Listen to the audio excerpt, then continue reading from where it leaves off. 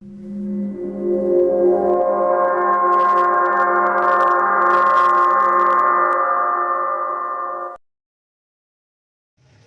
फिर से आप लोगों के सामने हाजिर हो गया हूँ एक कहानी के साथ। आज जिस कहानी को सुनाने जा रहा हूँ, इस कहानी में एक ऐसी परिवार की बात करने जा रहा हूँ जिस परिवार में एक बूढ़ी माँ होती है और उनका दो बेटा होता है।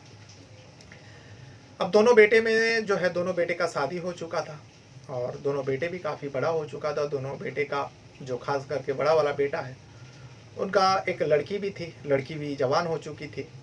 लेकिन उस बड़े बेटे का पत्नी का निधन हो चुका था, मौत हो चुका था। अब वो अपने माँ के साथ रहा करते, माँ और बेटी का देखभाल करते थे। लेकिन जो छोटा बेटा है, छोटा बेटा का जब शादी होता है, वो पत्नी के इतना दीवाना हो जाते हैं कि माँ को भूल जाते हैं और माँ के लिए कुछ वो सोचता भी नहीं है।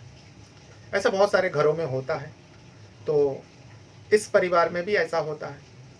अब जो बड़ा बेटा है दिन भर मेहनत करता है, जो भी कुछ मिलता है अपनी माँ और अपनी बेटी के ऊपर खर्च करते रहता है।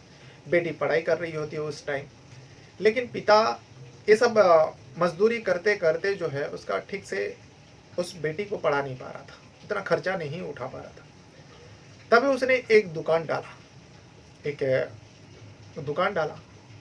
अब दुकान जब जैसे ही डाला है, उसने एक किराया पर दुकान लिया और उसमें सामान भरा, तरह तरह की सामान भरा और दुकान अब धीरे धीरे अच्छा खासा चलने लगा, आमदनी भी होने लगा।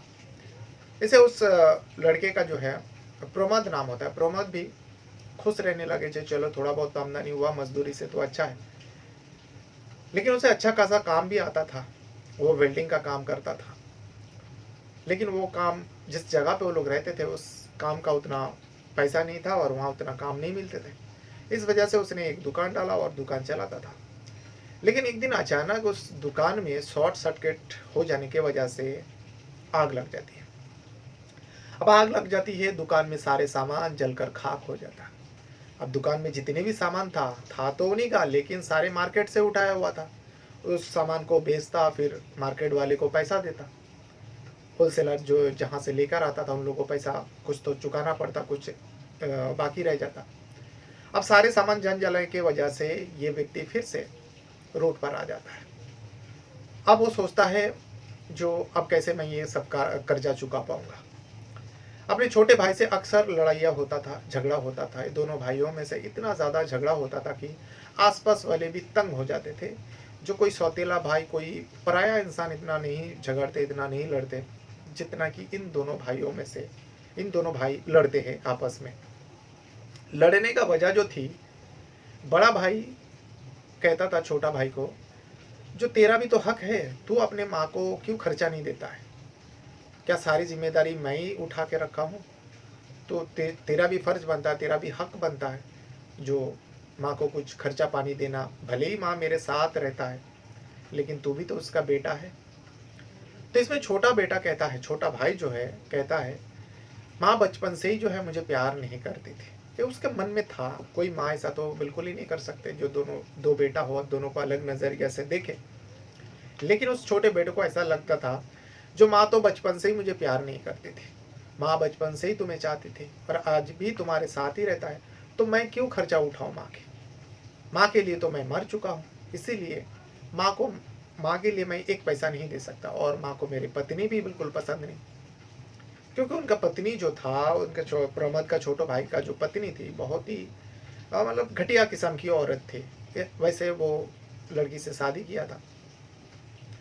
इसी को लेकर दोनों भाइयों में से लड़ाई होता था। लेकिन माँ जो थी, प्रमोद को समझाते थे, जो बेटा, मेरे लिए तुम दोनों भाई आपस में लड़ो मत। दुनिया वाले क्या कहेंगे, आसपास वाले क्या कहेंगे, जो मैं ही हूँ, मेरी वजह से तुम दोनों को ये सब जिंदगी में सब कुछ कष्ट उठाना पड़ रहा है। तो मैं ऊपर वाले से प्रार्थना करती हूँ जो मेरी मौत जल्द से जल्द हो जाए। इसे सुनने के बाद प्रमोद को भी बहुत बुरा लगता है, जो माँ मरने की दुआ मांगती है और हम दोनों बेटे की वजह से। तो लालच है अपने ऊपर, यही सब सोच के, और वो आखिर का सोच लेते हैं, जो यहाँ पर रहकर कुछ नहीं होने वाला। ना तो मेरी बेटी का पढ़ाई ठीक से हो पाएगी और ना ही मैं माँ का देखभाल सही से कर पाऊंगा, और न ही मेरे जितने कर्जा हो चुका है आग लग जाने की वजह से, वो कर्जा चुका पाऊंगा। मुझे ही कुछ करना पड़ेगा और मुझे इस जगह से बाहर जाना पड़ेगा।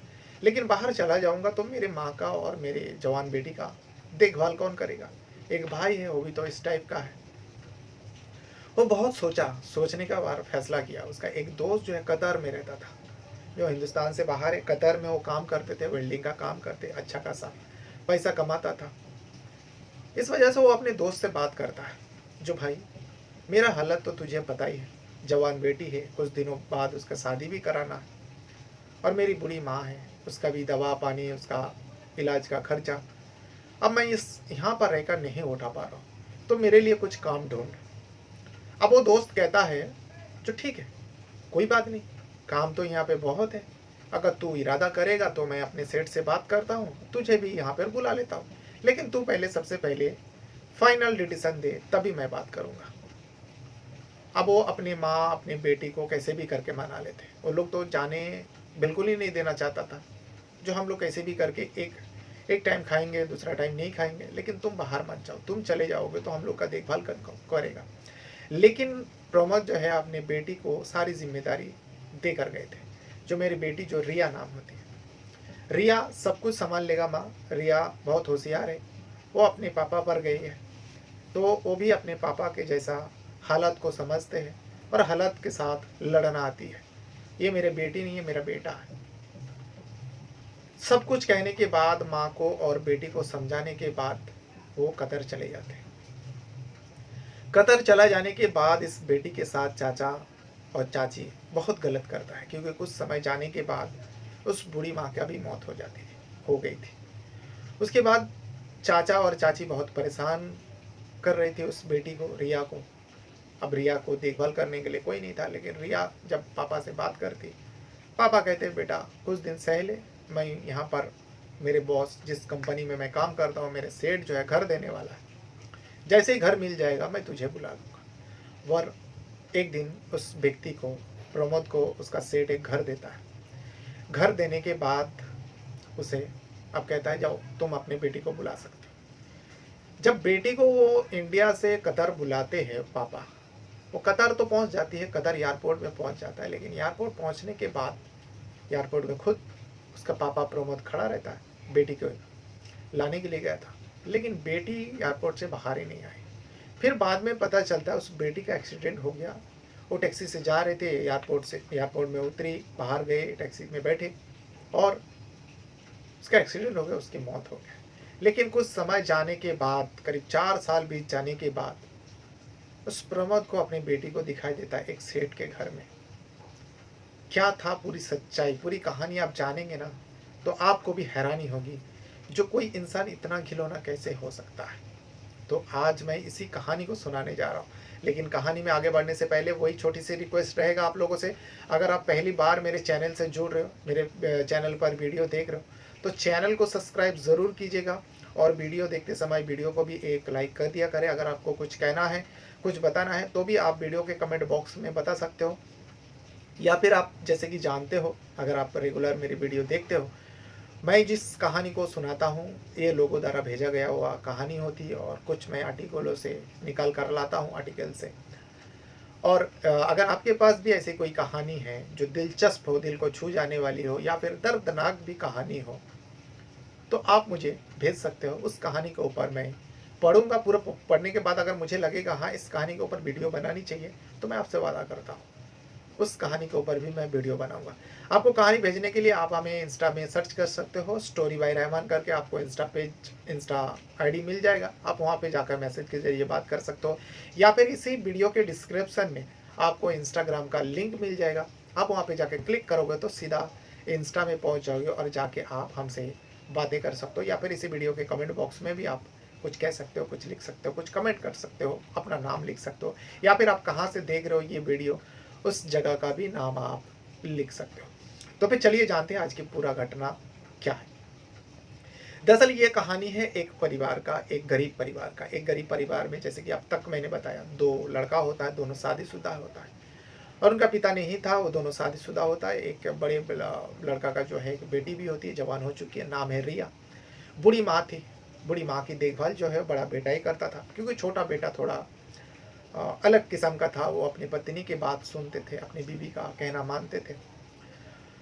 इस वजह से दोनों भाइयों में विवाद रहता था। अब वो व्यक्ति जो है देश छोड़कर विदेश चला जाता है, वो कतर चला जाता है। कतर जाने के बाद वो सोचता है जो मेरी माँ और मेरी बेटी वहाँ पर अकेली है हिंदुस्तान में, मैं कुछ समय तक यहाँ काम कर लूँ और मैं इस लायक बन जाऊँ तो यहाँ पर कतर में एक घर ले लूँ। क्योंकि जिस जगह पर काम पे गया था वहाँ का जो बॉस है, वहाँ का जो सेठ है, जो भी व्यक्ति काम करता है उसको एक छोटा सा कमरा देता है और वो चाहे तो अपनी फैमिली को बुलाकर वहाँ पर रख सकता है। लेकिन 3 महीना काम करने के बाद अब इस प्रमोद को भी बुलाया गया था। वो अपने दोस्त के जरिए उस जगह पर सेठ के पास काम पे लगा था, कतर सेठ के पास। अब वो कुछ दिन जाने के बाद प्रमोद को पता चलता है उसके माँ का निधन हो चुका, उसके माँ की मौत हो चुकी है। अब मौत हो चुकी है। वीडियो कॉल में सब कुछ बेटी दिखा दिया। बेटी बहुत रो रही थी, बेटी अब अकेली हो चुकी है। कतर में रहने की वजह से वो आ नहीं पाता माँ के अंतिम संस्कार के। अब माँ के अंतिम संस्कार यहाँ छोटा भाई कर देता है, जो छोटा भाई अपनी माँ को बिल्कुल ही नहीं देखता था, लेकिन मौत हो गया उसके बाद वो अपनी माँ के अंतिम संस्कार कर देता है। और करने के बाद अब बड़ा भाई जो है वहाँ कतर से अपने छोटे भाई को समझाता है, देख भाई, अब तक तो मेरी माँ थी, यानी हम दोनों की माँ थे, तो दादी के साथ ही मेरी बेटी रिया रहती थी। अब रिया भी जवान हो चुकी है, अब इसका देखभाल जिम्मेदारी जो है तेरे ऊपर है, वो भी तेरे बेटी जैसी है, तेरे भतीजी है। तो इसमें छोटा भाई वादा करता, भैया आप परेशान ना हो, आप टेंशन मत लो, मैं रिया का बहुत अच्छा ख्याल रखूंगा। अब रिया को भी समझा देते हैं फ़ोन पर, बेटा कुछ दिनों की बात है, फिर मैं तुझे अपने पास बुला लूँगा, मेरा सेठ मुझे कमरा देगा, तो हम दोनों यहाँ बाप बेटी रहेंगे। रिया को समझाते हैं फ़ोन पर, रिया समझती है और चाचा के साथ रहने लगते हैं। लेकिन चाचा के साथ रहते हुए चाचा और चाची दोनों उसके साथ गलत व्यवहार करते थे। घर का पूरा काम करवाते थे, कपड़ा धोना से लेकर खाना पकाने तक। यहाँ तक कि चाची जो है रिया के ऊपर हाथ भी उठाती थी। जो रिया को बचपन से उसके पापा ने नहीं मारा, उसके माँ ने कभी नहीं मारी, उसके दादी ने कभी हाथ उठाए नहीं, अब चाची वही सब काम करने लगे रिया के साथ। रिया ये सब से तंग आ चुकी थी। रिया का फ़ोन जो है चाचा के पास रहता था। जब भी रिया का पापा प्रमोद कतर से फ़ोन करता, चाचा फ़ोन उठाता, प्रमोद का छोटा भाई फ़ोन उठाता। और जब भी अपनी बेटी से बात करना चाहता तो कहते हैं, अरे वो तो मेरी पत्नी के साथ बाजार गई हुई है, अरे मेरी पत्नी के साथ रिया का कुछ चीज़ें चाहिए थी, वो लाने के लिए गया है। कभी कहता वो सो रहा है, आराम कर रहा है। क्योंकि प्रमोद जो है हर दिन पहले बातें किया करता था, जब माँ जिंदा थी, माँ के साथ रिया रहती थी बेटी, वो हर दिन एक टाइम बातें किया करता था। लेकिन जब से माँ की मौत हो गया, रिया उस प्रमोद के भाई के साथ रहने लगा, चाचा चाची के साथ। अब प्रमोद सोचने लगता है, ऐसा तो नहीं मेरी बेटी के साथ ये लोग कुछ गलत कर रहे हैं, क्योंकि ये दोनों था ही गलत इंसान, और उसके छोटे भाई का पत्नी और छोटा भाई। तो प्रमोद के मन में शक होने लगा, जो 10-12 दिन बीत चुका है, मैं अपनी बेटी से बात नहीं कर पा रहा हूँ, और जब भी मैं फ़ोन करूँ तो कहता है लेटी हुई है, सोया हुआ है, कहीं बाजार गई। एक दिन प्रमोद गुस्सा होता है और कहता है, देखो वो अगर सो भी रही है तो उसे जगाओ और उसको कहो जो उसके पापा का फ़ोन है, तुम फ़ोन लेकर जाओ। अब छोटा भाई के पास कोई जवाब नहीं था। छोटा भाई, वो तो उस टाइम रिया सो नहीं रही होती, कपड़ा धो रही होती। छोटा भाई जाकर रिया को फ़ोन दे देती है, ले तेरा पापा का फ़ोन है, बात कर। अब जब प्रमोद रिया से बात कर रहे होते हैं, तब जो है रिया फूट फूट के रोने लगे। प्रमोद कहने लगा, क्या हुआ बेटा? तो रिया ने सब कुछ बताया, अपने चाचा और चाची के हरकत के बारे में बताया। जो चाची तो मुझे मारती भी है और चाचा हमेशा मुझे डराते रहता था, जिस बारे में अगर तूने किसी को भी बोला, आस पड़ोस या तेरे पापा से कभी बात हुआ, इस बारे में बताया तो तेरा मैं जान ले लूँगा। इसे सुनने के बाद प्रमोद के गुस्से में एकदम खून खौल उठा। जो उस भाई को जाकर मार दे या फिर उस भाई की पत्नी को जाकर भी मारे, लेकिन क्या कर सकता था बेचारा, विदेश में जो था, परदेश में था, वो कतर में था, कुछ कर भी नहीं सकता था। फिर बेटी को समझाता है, बेटी कुछ दिनों की बात है।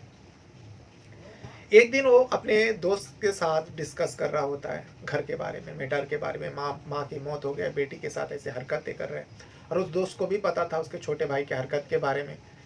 इस वजह से वो दोस्त अब जो प्रमोद के कहते कहते रोने लगा।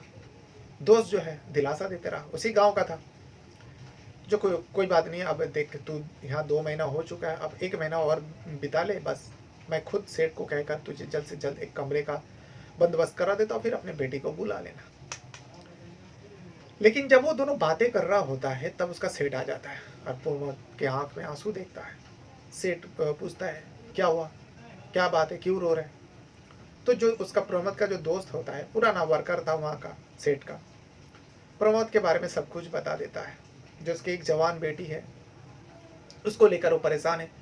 उसकी माँ थी तो तब तक उसके माँ के साथ थी, ठीक ठाक थी, कुछ परेशानी नहीं थी। लेकिन माँ के मौत हो जाने के बाद वो अकेली पड़ चुकी है। उसके एक चाचा है और चाची है, लेकिन वो दोनों वो गलत इंसान है। इस बच्ची को मारते हैं, पीटते हैं। बच्ची कितने साल की है पता चलता है, 17 साल की है, बल्कि 18 साल की है।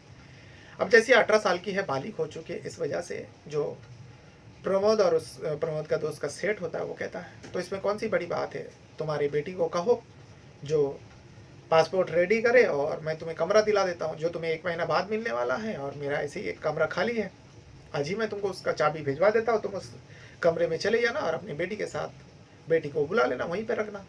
इसे सुनने के बाद प्रमोद तो एकदम खुश हो जाता है। वो सोचता है वाकई इस दुनिया में इतने भले लोग भी रहता है। वो सेठ का बहुत तारीफ करता है, सेठ के आगे हाथ जोड़ता है और मिन्नतें करते हैं, आपने बहुत बड़ा एहसान कर दिया। लेकिन सेठ कहता है, अरे कोई बात नहीं है, तो मैं 1 महीना बाद तुम्हें देने ही वाला था। तुम अगर पहले कह देता तो मैं खुद तुम्हें पहले ही दे देता। जरा दिखाओ तो तुम्हारे बेटी की तस्वीर। मोबाइल पे बेटी की तस्वीर था। उस बेटी का तस्वीर सेठ को दिखा देते हैं। बेहद ही खूबसूरत थी रिया। सेठ कहता है, ठीक है, जल्द से जल्द तुम्हारी बेटी को बोलो जो पासपोर्ट रेडी करे, मैं वीज़ा लगवाता हूँ और टिकट भी करवा देता हूँ। तुम्हें पैसा खर्च करने की कोई ज़रूरत नहीं है, तुम अपनी बेटी को बुला लो। इस खुशी की बात सुनकर प्रमोद ने बेटी को फ़ोन किया और बेटी को कहा, जो बेटी, अब जो भी तुम्हारे साथ हुआ है वो कहने की ज़रूरत नहीं है, बस तुम एक काम करो, पढ़ी लिखी थी वो, तुम अपना पासपोर्ट ऑफिस में जाओ, पासपोर्ट बनाओ और जल्द से जल्द वीज़ा लगवाता हूँ। तुम्हारे जैसी पासपोर्ट रेडी हो जाती है, इस बारे में अपने चाचा चाची को मत बताना, नहीं तो वो लोग तुम्हें आने नहीं देगा, तुम्हारा पासपोर्ट बनने नहीं देगा। ये बेटी को बता देते हैं। बेटी पढ़ी लिखी थी, फ़ौरन जो है इस काम में जुट जाती है और पासपोर्ट बन के रेडी हो जाते हैं। पासपोर्ट बन के जब तैयार हो जाता है तब जाकर वो अपने पापा को कहती है, जो पापा मेरा पासपोर्ट रेडी हो चुकी है। सेठ को पासपोर्ट की तस्वीर, पासपोर्ट की कॉपी भेज चुका था। प्रमोद दिखाया और वो वीज़ा लगवाया। एक दिन तय होता है, उस दिन को उसको इंडिया से कतर जाना था। अब जिस दिन कतर जाना था उस दिन जानबूझकर जो सेठ जो है, उसे पता था आज प्रमोद का लड़की आने वाली है। उस दिन सेठ जो है, सेठ के मन में क्या चल रहा था ये प्रमोद को नहीं पता था। प्रमोद का सेठ जो है उस प्रमोद को कहता है, आज एक जगह पे जाना है, और साथ में वो वेल्डिंग भी करता था, प्लम्बर का भी काम करता था। एक जगह में नल खराब हो गया, अगर उसको वेल्डिंग करना है तो कर लेना, नहीं तो अगर प्लम्बर का काम है वो तो तुम्हें आता है, उस घर में जाना और जाके करवा देना। लेकिन प्रमोद कहता है, साहब आज तो मेरी बेटी आने वाली है, मुझे एयरपोर्ट जाना है। तो उसमें सेठ कहता है, भाई ये काम भी बहुत बड़े व्यक्ति का है और इसका मैं एडवांस ले चुका हूँ, मैं उससे वादा कर चुका हूँ। एक काम करो, तुम अपने बेटी का तस्वीर मुझे दे दो और मैं पहुँचता हूँ। मैं पहुँचने के बाद मैं तुम्हारे बेटी को रिसीव करके यहाँ पर लेके आता हूँ। इसमें प्रमोद खुश होता है और सोचता है, मेरे सेठ कितना अच्छा है। और ये भी कहता है, तुम्हें कहाँ एयरपोर्ट के बारे में ज़्यादा जानकारी होगा यहाँ का, तो एक काम करो, तुम ढूंढते फिरोगे, मैं पहुँच जाता हूँ और पहुँच जाने के बाद मैं तुम्हारी बेटी को रिसीव करके लेके आता हूँ। चले जाते हैं, उसको काम पे भेज देता है। ये उसका सेठ का एक चाल थी। आपको आखिर में जाके पता चलेगा आखिर क्या चाल थी। अब सेठ चले जाते हैं एयरपोर्ट और जो रिया है उसके पापा प्रमोद को भेज देता है काम से। लेकिन अब वहाँ प्रमोद खुश होता है, काम करता है, जल्द से जल्द काम निपटा के आते हैं, जो मैं घर जाऊँगा और मेरी बेटी से मिलूँगा। प्रमोद काम निपटा के आ जाता है, लेकिन तब तक उसका सेठ भी नहीं आया था और रिया भी नहीं आई थी। प्रमोद अपने सेठ को फ़ोन करता है, पहले रिया को करते हैं, रिया का मोबाइल का स्विच ऑफ बता रहा था। फिर उसके बाद सेठ को फ़ोन करता है। सेठ कहता है, अरे प्रमोद, मैं तो एयरपोर्ट में ही खड़ा हूँ, लेकिन इंडिया से जो फ्लाइट आने वाली थी वो आके सारे पैसेंजर निकाल चुकी है, लेकिन तुम्हारा बेटी का कोई पता नहीं, मैं एयरपोर्ट में ही खड़ा हूँ। इसे सुनने के बाद प्रमोद को अब परेशानी होने लगी, टेंशन होने लगी। रिया का फ़ोन ऑफ है और रिया अभी तक एयरपोर्ट के अंदर से बाहर नहीं निकली, कहाँ चली गई? क्योंकि उसे तो कहा गया था जो मेन गेट पे ही हमारे सेठ खड़े रहेंगे, तुम्हारा नाम लिख कर, और तुम्हारी तस्वीर भी मैं उनको दे दिया मोबाइल पे, वो देखेंगे तुम्हें पहचान जाएंगे। तो फिर रिया कहाँ गई? अब प्रमोद भी इधर उधर ना सोचते हुए सीधा एयरपोर्ट पहुंच जाता है। एयरपोर्ट पहुंचने के बाद देखता है वाकई उसका सेठ जो है वहाँ पे खड़े हैं। रिया का एक प्लेकार्ड बना के, बोर्ड बना के नाम लिखा हुआ है, रिया फ्रॉम इंडिया ऐसा करके लिख कर वो खड़े हैं। लेकिन रिया का कोई पता नहीं। वो सेठ के पास प्रमोद पहुंचता है और सेठ कहता है, बोले देखो भाई कब से खड़ा हूँ, तुम्हारे बेटी का तो कोई पता ही नहीं। तो इसमें प्रमोद कहता है, साहब मेरी बेटी को फ़ोन लगा रहा हूँ लेकिन मेरी बेटी का स्विच ऑफ बता रहे मोबाइल का, न जाने कहाँ रह गया। तो प्रमोद बहुत परेशान होता है। सेठ कहता है तुम परेशान मत हो, तुम यहाँ बैठो, मैं एयरपोर्ट में, मेरा पहचान है। क्यों, बहुत बड़ा सेठ होता है वहाँ का, मेरा पहचान है, मैं इंक्वायरी करता हूँ, कहीं अंदर तो बैठी नहीं रह गई। लेकिन वो पता करता है। पता करने के बाद निराश होकर आकर कहता है, प्रमोद इंडिया से जो फ्लाइट आने वाली थी वो आके निकल गया और एयरपोर्ट के अंदर कोई भी ऐसी लड़की बैठी हुई नहीं है जो इंडिया से आई हुई। कहाँ जा सकती है, चलो घर चलो, कहीं तुम्हारे रिया तो ऐसा तो नहीं जो वहाँ पे पहुँच गया। लेकिन प्रमोद को पता था रिया को इस कतर के बारे में, मैं कौन सी जगह पे रहता हूँ उसे पता नहीं, वो कैसे जा सकती है। प्रमोद अब रोने लगे, लेकिन उसका सेठ दिलासा देते रहे, अरे तुम्हारी लड़की पढ़ी लिखी है, कहाँ जा सकती है, आ जाएगी। फिर कुछ समय बाद रिया के जो है मोबाइल से कॉल आती है। रिया का मोबाइल से कॉल आती है उसके पिता के पास, प्रमोद के पास। प्रमोद रिया का जैसे ही कॉल देखता है वो खुश हो जाता है, क्योंकि उस वक्त जो है सेठ के साथ वो गाड़ी में था। खुश होकर बातें करने लगता है। जैसे ही कॉल उठाता है तो पता चलता है कतर पुलिस का फ़ोन है। जैसे ही कतर पुलिस का फ़ोन आता है सेठ को दे देता है फ़ोन। सेठ जो कतर का लैंग्वेज है उसी से बात कर रहा था। तभी जो है प्रमोद कहता है, क्या हुआ साहब। तो सेठ कहता है, भाई पुलिस को एक गाड़ी में एक लड़की की लाश मिली है टैक्सी में, जो इंडिया से आई हुई थी और उसी के पास एक मोबाइल थी। मोबाइल से देखा कि सबसे पहले तुम्हारा नंबर था, इसीलिए वो कॉल किया और उस टैक्सी का एक्सीडेंट हो गया जो एयरपोर्ट से निकली थी, तो उसकी मौत हो गई। तो चलो देखते हैं, हो सकता है तुम्हारी बेटी हो। इसे सुनने के बाद तो फूट फूट के गाड़ी में ही रोने लगा प्रमोद। लेकिन सेठ दिलासा देते गया और जहाँ से फ़ोन आया था वहाँ पर जाता है। जाने के बाद देखता है कि एक जली हुई लाश, लड़की की तो थी, जवान लड़की की जली हुई लाश पुलिस के कब्जे में थी। पुलिस ने दिखाता है, लेकिन उसको पहचान करना मुश्किल था, क्योंकि जल चुकी थी, आधे से ज़्यादा जल चुकी थी। टैक्सी में आग लग जाने की वजह से एक्सीडेंट हुआ, फिर आग लग गई। लेकिन उसके पास से जो सामान बरामद किया था उस गाड़ी में था, उसमें मोबाइल भी थी और कुछ सामान था। उस सामान को जब प्रमोद को दिखाया गया तो प्रमोद उस सामान को देखने के बाद वो पहचान कर लेता है, जो हाँ इस गाड़ी में जो थी वो मेरी बेटी थी और ये जो लाश है मेरी बेटी है। अब वो रोने लगा, फूट फूट के रोने लगा। जो होना था हो चुका। इस बारे में अपने भाई को भी बताता है। भाई अब उसके ऊपर, प्रमोद के ऊपर भड़क जाता है, तुम्हें तो हम दोनों के ऊपर यकीन ही नहीं था, मेरे पति पत्नी के ऊपर। तुम्हें लगता था हम दोनों तुम्हारी बेटी को सताते थे, मारते थे, अत्याचार करते थे। अब देखो खुद अपने ही हाथों से अपनी बेटी का जान ले लिया। क्यों बुलाना था उसे कतर में, अगर बुलाना ही था तो खुद आ जाते, साथ में लेकर जाते। अब ये सब भाई, छोटा भाई बड़े भाई को डांट रहा था, लेकिन बड़े भाई टूट चुका था। बेटी की मौत हो चुकी थी, माँ का भी मौत हो चुका था गाँव जहाँ पे रहता था इंडिया में। अब बेटी को कतर में बुलाया, बेटी का भी लाश मिलती है। प्रमोद एकदम से टूट चुका था। प्रमोद को आप कुछ अच्छा नहीं लग रहा था। लेकिन सेठ उसे कहता, अगर ऐसा है तुम इंडिया चले जाओ। लेकिन वो प्रमोद कहता है, साहब मैं इंडिया जाकर क्या करूँगा, इंडिया किसके पास जाऊँ। एक तो भाई है वो इस टाइप का है, माँ तो रही नहीं, बेटी थी, बेटी भी अब इस दुनिया से जा चुकी है। उसे बहुत बड़ा झटका लगा था, बहुत बड़ा तकलीफ हुई थी। पत्नी मर जाने के बाद उसे इतना तकलीफ नहीं हुई थी, माँ मर जाने के बाद उसे इतनी चोट नहीं पहुंची थी। लेकिन बेटी मर जाने के बाद, बेटी की जब अधजली लाश उसके सामने आते हैं तो एकदम से वो टूट चुका था प्रमोद। इस वजह से वो साहब से कहता है, साहब अब मैं कहीं नहीं जाऊंगा, मैं यहीं पे रहूंगा, मेरा जाने का कोई रास्ता नहीं, और मैं जाकर भी किसके पास जाऊँ, किससे मिलूँ। साहब कहता, ठीक है, जो तुम्हें ठीक लगे। धीरे धीरे दिन बीता, समय बीता। कुछ समय बीत जाने के बाद, जैसा हर इंसान के साथ होता है, प्रमोद के साथ भी होता है, वो अब नॉर्मल सी हो गई। काम काज करने लगता है उसी जगह पर रह के, सेठ के साथ रह के। सेठ का एहसानमंद था वो, सेठ ने सब कुछ कराया था उसके लिए, प्रमोद के लिए। लेकिन सेठ का क्या सच्चाई था उसे नहीं पता था। अब फिर से वो काम-काज करने लगा, करीब 4 साल बीत जाता है। 4 साल बीत जाने के बाद वो सेठ जो है, प्रमोद को कहता है, प्रमोद एक जगह का ऑर्डर आया हुआ है, वहाँ पे कुछ नल खराब हो गया, तो मैंने तुम्हें भेजने का फैसला किया। तुम चले जाओ उस जगह पर और जाने के बाद जाकर देखो वहाँ पर क्या हुआ और क्या खराबी है, उसको बना के लेके बना दो जाकर। प्रमोद जाता है, काम-काज करता है, क्योंकि प्लम्बर का काम था, इस वजह से किचन रूम में जाता है। किचन रूम में जाकर वो काम-काज कर लेते हैं, लेकिन वहाँ पे कतर में एक इंसानों के साथ अच्छा व्यवहार किया जाता है। कोई भी मज़दूर आता है, काम करने वाला आता है, तो उसको उस घर में रहने वाले चाय ज़रूर पिलाते हैं।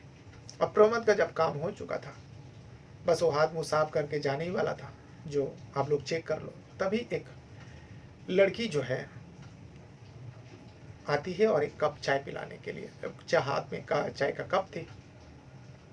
जैसे वो चाय आगे बढ़ाती है, प्रमोद थोड़ा सर ऊंचा करता है और उसकी तरफ नजर पड़ते हैं। इससे नजर पड़ने के बाद प्रमोद के तो पैर तले जमीन खिसक जाता है। वो लड़की भी समझ नहीं पा रही थी ये क्या हो रहा है, क्योंकि वो प्रमोद जो है एकदम आंखें फाड़ फाड़ के देखने लगा और उसके आंख भर आई और वो रोने लगा। लेकिन जब तक उस घर का मालिक आ जाता है, बुजुर्ग इंसान था, वो कह रहा है ये क्या हो रहा है, तुम्हारा काम हो चुका है। तो इसमें प्रमोद कहता है हाँ काम तो हो चुका है, लेकिन ये लड़की कौन है। तो सेठ कहता है ये मेरी पत्नी है। क्यों, तुम इतना ऐसा क्यों पूछ रहे हो। तो इसमें प्रमोद कहता है ये आपकी वाइफ, आपकी बीवी कैसे हो सकते हैं। तो एक लड़का और आता है, 15-16 साल का लड़का होता है। तो उसमें वो सेठ कहता है क्यों नहीं हो सकता, इसका माँ है ये। लेकिन माँ और बेटे की उम्र जो है ज़्यादा फर्क नहीं था, हम उम्र का लग रहा था, क्योंकि वो लड़की जो है 22 साल की थी और ये लड़का 15-16 साल का है। एक 22 साल के लड़की की 15-16 साल का बेटा, और वो लड़की कोई और नहीं प्रमोद का लड़की होती है, रिया। ये प्रमोद कैसे मिस्टेक कर सकते हैं अपनी बेटी को पहचानने में। तो प्रमोद कहता है ये तो मेरी बेटी है, रिया है। लेकिन रिया को जवाब नहीं दे रहे थे, वो थर थर काँप रहे थे जब ये सब कुछ हो रहा था। तब जो सेठ है रिया को धमकाता है, तुम अंदर जाओ, तुम बाहर मत निकलो, और इस आदमी का तो मैं इसका होश ठिकाने पर लगाता हूँ। अब उस व्यक्ति को चिल्लाता है जो तुम पागल हो गया, तुम्हारा दिमाग खराब है, ये तुम्हारी बेटी कैसे हो सकती है, ये मेरे पत्नी है और वही यहीं के रहने वाली है, और इस बच्चे का, इस बेटे का, हमारा बेटे का माँ है। लेकिन प्रमोद भी गुस्सा होता है, साहब ये क्या कह रहे हो, ये मेरी बेटी है और इतना बड़ा लड़का इसका कैसे हो सकता है, ये तो अभी 22 साल की है। तब वो सेठ बहुत गुस्सा हो जाता है और उसको धक्का मार के घर से निकाल देते हैं। अब घर से निकल जाते हैं, निकल जाने के बाद वो उसी घर के आसपास मंडराते रहता है, लेकिन वो सेठ भी नज़र डालता है कि वो व्यक्ति जो है आसपास मंडरा रहा है। तभी जो है उस व्यक्ति को वॉचमैन द्वारा भगा दिया जाता है। वो भागकर उसी सेठ के पास आ जाता है जिस सेठ के पास वो काम कर रहा था प्रमोद। आके अपने सेठ को सब कुछ बताता है, जो साहब मैं जिस घर में काम के लिए गया था उस घर में मेरी बेटी है, मेरी बेटी तो जिंदा है रिया, मेरी बेटी कैसे मर सकती है। और पुलिस वाले ने दिखाया जो मेरी बेटी मर चुकी है, उसके हाथ जली लाश दिखाया। तब वो सेठ कहता है ये कैसे हो सकता है, तुमने तो खुद अपने बेटी का पहचान किया और जो भी सामान मिला था उस सामान को भी तुमने देखा, तुमने कहा हाँ ये मेरी बेटी का है, मोबाइल भी बरामद हुआ, तुम कह रहे हो जो तुम्हारी बेटी को तुमने आज देखा, तुम्हारा दिमाग तो खराब नहीं हो गया। लेकिन उसका सेठ जिस हिसाब से उसको कह रहा था प्रमोद को, ऐसा लग रहा था कुछ ना कुछ छुपा रहे प्रमोद से। तब जो है अब प्रमोद कहता है नहीं साहब मैं धोखा खा सकता हूँ, मेरी बेटी है, मैंने उसको मेरी खून है वो, मैं उसको कैसे भूल सकता हूँ, और मेरी आंखें इतना धोखा नहीं खा सकते। अब सेठ कहता है अच्छा ठीक है, मैं पता लगवाता हूँ क्या है, क्या सच्चाई है। 2 दिन यूं ही बीत जाता है, लेकिन प्रमोद अपनी बेटी से मिलने के लिए बेचैन था, अपनी बेटी को देख चुका था वो।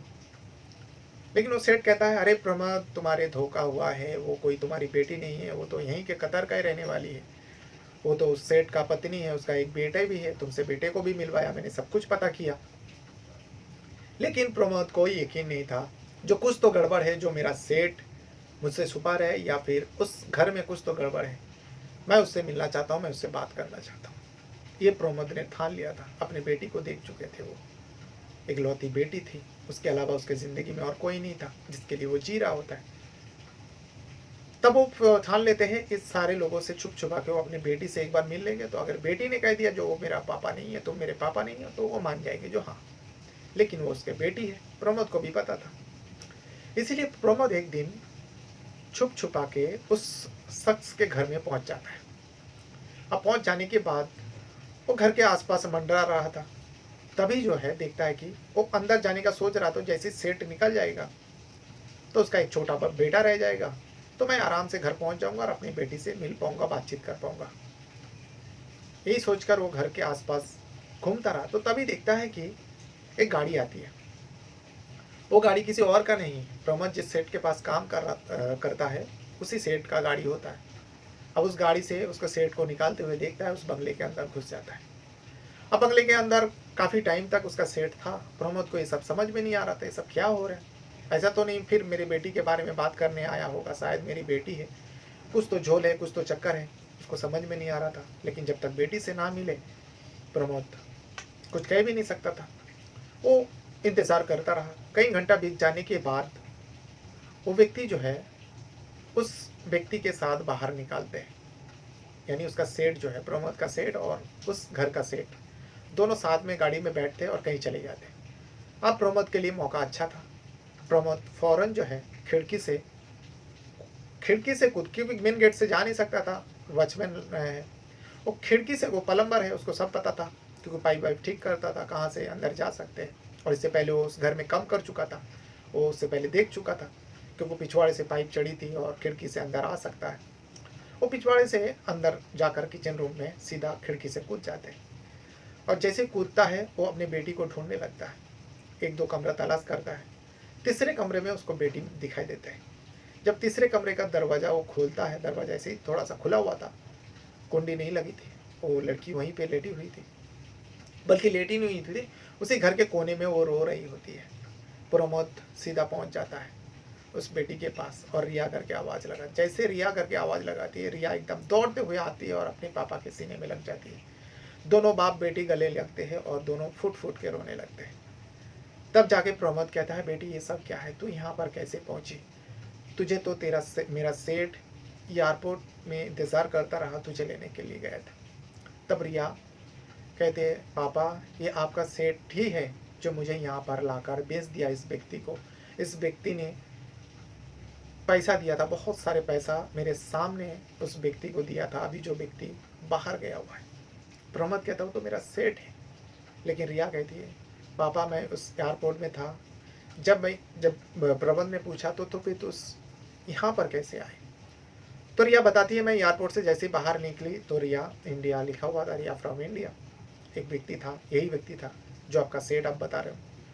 वो मुझे कहा तुम्हारे पापा मेरे पास काम करता है, तुम्हारे पापा ने ही मुझे भेजा है, ये देखो तुम्हारी तस्वीर मेरे मोबाइल पे है और ये तुम्हारे नाम है, मैं तुमको लेने के लिए आया हूँ। क्योंकि तुम्हारे पापा, मैंने जब पूछा पापा कहाँ है, तो पूछा, कहते कि पापा तुम्हारा अर्जेंट काम के लिए गया हुआ है, इसीलिए मैं खुद आ गया हूँ, चलो मेरे गाड़ी में बैठो और चलो।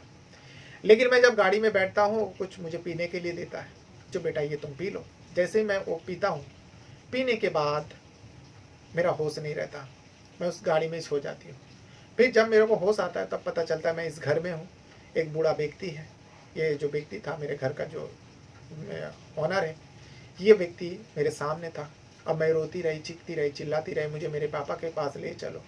लेकिन ये व्यक्ति मुझे मारता था, पीटता था, यहाँ तक कि ये व्यक्ति जो है मेरे साथ शादी नहीं किया है, मेरा इस्तेमाल करता है, मेरा रेप करता है। हर 2-4 दिन में ये व्यक्ति जो है मेरा रेप करता है, मेरा बलात्कार करता है और धमकी देता है, अगर यहाँ से बाहर जाने की कोशिश किया तू तो मरेगा ही और तेरे साथ तेरे पापा को भी मार दूंगा, तू जानती है। ये मुझे डरा धमका कर रखा है। अब प्रमोद को समझ में ये नहीं आ रहा मेरा सेठ इतना भला इंसान होकर ये काम क्यों किया। अब उसके सेठ का पर्दाफाश करना था कतर के अंदर। वो अपनी बेटी को लेकर उसी कतर पुलिस में पहुंच जाता है। पुलिस स्टेशन में पहुंच जाने के बाद रिया अपना स्टेटमेंट देती है, सब कुछ बताती है, उसके साथ जो कुछ भी हुआ उसका मेडिकल करवाया जाता है। क्योंकि वहाँ के जो जिन व्यक्तियों के ऊपर वो आरोप लगा रही थी, वो व्यक्ति जो है कोई छोटा मोटा व्यक्ति नहीं था, बहुत बड़ा सेठ होता है और पुलिस ऐसे हाथ नहीं डाल सकते थे। उससे पहले ही रिया का मेडिकल कराया जाता है और रिया का मेडिकल से साफ पता चलता है जो हाँ इस लड़की के साथ आए दिन बलात्कार होता रहा। अब जब पूरा पक्का सबूत मिल गया तब जाकर कतर पुलिस ने उस प्रमोद का सेठ को भी हिरासत में लेता है और उस सेठ को भी हिरासत में लेता है जो प्रमोद का दोस्त है, जिसको प्रमोद ने बेचा था। अब उन दोनों को ऊपर सख्ती करता है, दोनों को ऊपर मारता है, दोनों को जेल भेज देता है।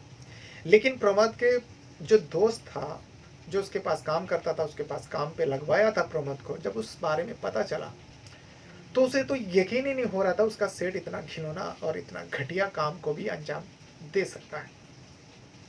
इस बारे में प्रमोद जब अपने दोस्त को बताता है, दोस्त भी हैरान हो जाता है, दोस्त का भी आंखें नम होती है, जो कहीं ना कहीं इसकी जिम्मेदार मैं भी थोड़ा बहुत हूँ। मैं इतने सालों से मैं अपने सेठ के पास काम कर रहा हूँ, मुझे कैसे पता नहीं चला, मुझे कैसे भनक नहीं लगा जो मेरा सेठ ऐसे लड़कियों का भी धंधा करते, लड़कियों का भी बिजनेस करता है। तो वो दोस्त भी प्रमोद के आगे हाथ जोड़ता, माफ़ी मांगता, लेकिन प्रमोद को पता चला था कि इस दोस्त का कोई गलती नहीं, वो तो बस एक दोस्ती का फ़र्ज निभाया था, दोस्ती निभाया था। वो बेरोजगार था, उसको बुलाया, काम पे लगवाया। जैसा प्रमोद भी धोखा खा गया था, उसका सेठ बहुत अच्छा है, बहुत अच्छा इंसान है, वैसे ही उस दोस्त को भी धोखा हुआ था। लेकिन इस पूरी सच्चाई को जानने के बाद उन दोनों को जेल हो जाता है। लेकिन इस लड़की के साथ जो हैवानियत हुई उसका जो है मुआवजा भी दिया गया। उस प्रमोद का भी सेठ से कुछ रकम प्रमोद को दिया गया और रिया के साथ जो सेठ बलात्कार करता था, रेप करता था, उसका भी कई सारे हिस्से का पैसा जो है रिया को दिया गया। फिर दोनों को इज्जत के साथ कतर पुलिस ने इंडिया भेज देता है। वो दोनों इंडिया आते हैं। इंडिया में आके अच्छा एक लड़का देखकर प्रमोद ने अपनी बेटी का, रिया का शादी करवा देता है। लेकिन कतर में जो कुछ भी हुआ था इस बारे में ना तो वो तो पिता है, वो कैसे बता सकता है। जो पिता का दोस्त था, प्रमोद का जो दोस्त था उसी गांव का, उसको सब कुछ पता था। लेकिन उसने भी एक अच्छा इंसान की पहचान देते हुए रिया के साथ जो कुछ भी हुआ है कतर के अंदर, इस बात को अपनी ज़बान तक नहीं लाया। यहाँ तक कि अपनी बीवी, अपने परिवार को भी इस बारे में नहीं बताया जो प्रमोद और प्रमोद के बेटी के साथ कतर में क्या हुई थी। जब इतने ढेर सारे रकम लाया और रिया का बहुत अच्छी जगह में शादी हुआ, उसके बाद प्रमोद ने घर भी बनाया और उस घर को भी रिया के नाम पे कर देते हैं। अब प्रमोद जो है बूढ़ा हो चुका है। प्रमोद कुछ समय जाने के बाद रिया ने एक बेटे को जन्म देती है और प्रमोद नाना बन जाता है। प्रमोद की ज़िंदगी में फिर से धीरे धीरे खुशहाली आती है। वो अपने नवासे के साथ हंसी मजाक करते, खेलते कूदते रहते। तो ये था वो पूरी कहानी जो इंडिया से शुरू हुई, कतर में जाके इसका कहानी रची गई और फिर इंडिया में आके इस कहानी को समाप्त होता है। तो ये था वो पूरी कहानी। इस कहानी के बारे में अगर आपको कुछ बताना है, कुछ आपको लगता है जो हाँ ऐसी घटनाएं होते रहते हैं, क्योंकि इस कहानी को भी मुझे किसी ने भेजा है, तो मैंने इस पूरी कहानी को पढ़ने के बाद मुझे लगा हाँ इस कहानी के ऊपर भी वीडियो बनाना चाहिए। इसलिए आज मैं बैक टू बैक, कल भी मैंने वीडियो अपलोड किया था और आज भी मैं इसी चैनल पर एक वीडियो अपलोड किया, क्योंकि ये मुझे कहानी बहुत अच्छा लगा, दिलचस्प लगा। इसमें सब कुछ है, दर्द भी है, एक बेटी की दर्द, एक पिता का दर्द, एक माँ का दर्द, एक भाई भाई का जो रिश्ता होता है उसमें तनाव, उसमें झगड़ा, सब कुछ इस कहानी में था। इसीलिए मैं इस कहानी के ऊपर आज वीडियो बनाया। अगर आपके पास भी ऐसी कोई कहानियाँ हैं जो आप मुझे बताना चाहते हो, जो उसके ऊपर भी मैं वीडियो बनाऊँ, तो जैसे कि शुरुआत में मैंने बताया, आप हमें इंस्टा में भेज सकते हो वो कहानी, या फिर आप इसी वीडियो के कमेंट बॉक्स में आप लिख सकते हो। बहरहाल अपने साथ साथ अपना परिवार का भी बहुत ज़्यादा ख्याल रखिएगा और इस वीडियो को देखने के लिए आपका बहुत बहुत धन्यवाद करता हूँ। और हाँ, एक बात और बताना चाहूँगा, शायद आपको इस साउंड के पीछे कुछ आवाज़ें आ रही होगी। इसका जो वजह ये है, बारिश बहुत हो रही है, ये जो बाहर बारिश गिर रही है उस बारिश पानी की आवाज़ है। रोकने की कोशिश किया लेकिन इतना तेज़ बारिश है कि आवाज़ यहाँ तक अंदर तक आ रहा है। आई होप आप लोग समझ सकते हो, और आप लोग इसी तरह अगर प्यार बनाए रखें तो मैं बहुत आगे जाऊँगा। Thank you very much.